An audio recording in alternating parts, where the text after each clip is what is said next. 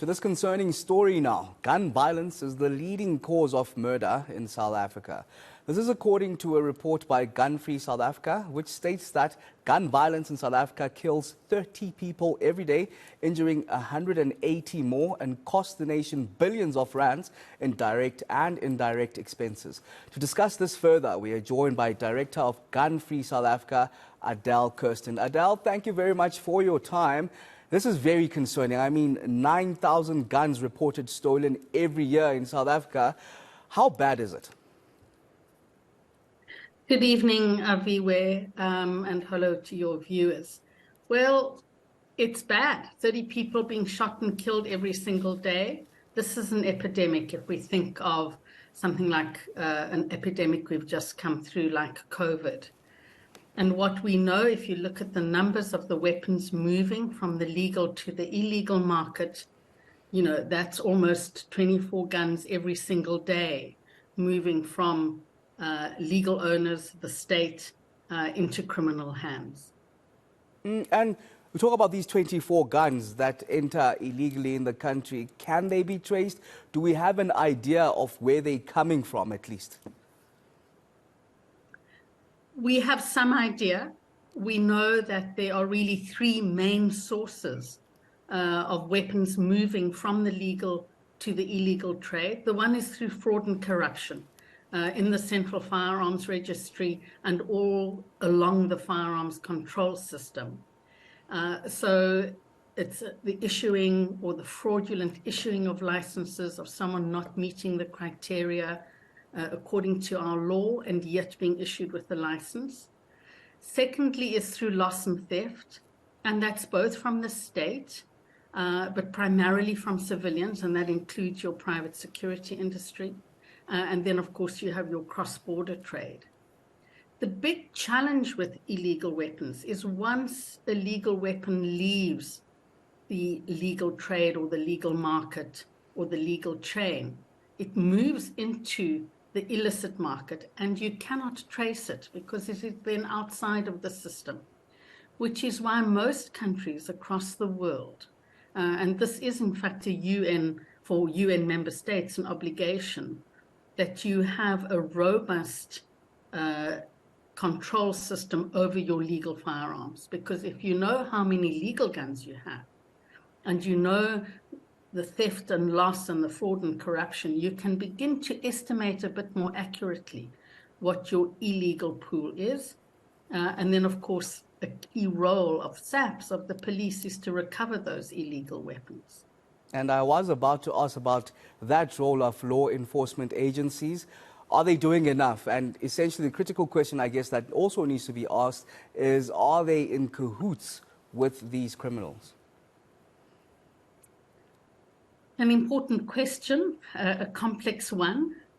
I think we have experience in this country in the past where, combined with strengthening our national gun law, as well as intelligence operations, you know, like Operation Satunya in 99-2000, when our new gun law was coming in, was absolutely critical to recovering illegal weapons. So we have the capacity, we have the knowledge, we have the intelligence. We are not doing that. And I think one of the reasons is we saw from 2011 an increase in fraud and corruption in the firearms control regime. And so, yes, there are definitely examples of police officers being complicit, being actively involved in moving weapons out of state stores, but also through things like your SAPS 13 stores. So, you know, rooting out corruption within the police is important. But Gun Free's experience and knowledge from what works in other countries is that it's mostly systemic. So the system needs to change. The way weapons are controlled, the way the state controls its own weapons, that needs to change. That's not strong enough. It doesn't have enough oversight mechanisms, and there are not enough checks and balances. So it's not enough to say they're just a few rotten cops. It's a systemic problem, and the system needs to change.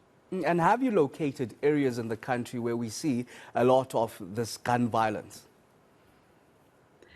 Well, we know that Gauteng, KZN, and Western Cape, these are the three provinces that have some of the highest incidents of gun violence. They also, the provinces, if we look particularly at the Western Cape, where there was the movement of over 2,500 weapons from the Pretoria State Armory into gang areas. And the data then becomes incredibly important because you begin to track that there was this very drastic increase in gun-related murders in Cape Flats communities from about 2014, 2015, which is when these guns were beginning to flood into the Western Cape. But we know political assassinations in KwaZulu-Natal, and as well then just kind of, I guess, ordinary crime in Gauteng being the sort of economic hub. So what's really important, and the police know this, gun violence looks different in different parts of the country. But even within a province or within a city, and Cape Town is a good example, you have gun violence having very different kinds of impacts on the lives of ordinary people living in communities. I guess another big question, Adele, is the need, what needs to be done. Given that we come from COVID-19 and there was a concerted effort from government to tackle and deal with the pandemic itself, this seems to be another pandemic or epidemic. What needs to be done to tackle gun violence? I think that's a good example, is recognizing that this is a significant public health issue, which means that the whole of society is affected by this. So we have to move away from this idea that there are these so-called individual rights for gun ownership. When you're having this kind of massive impact in our society, when you're looking at the costs, and that 9 billion is just state hospital costs over and direct medical costs, then you begin to say, is it worthwhile having so many guns circulating in our society when this is the societal impact? And so government needs to be bold.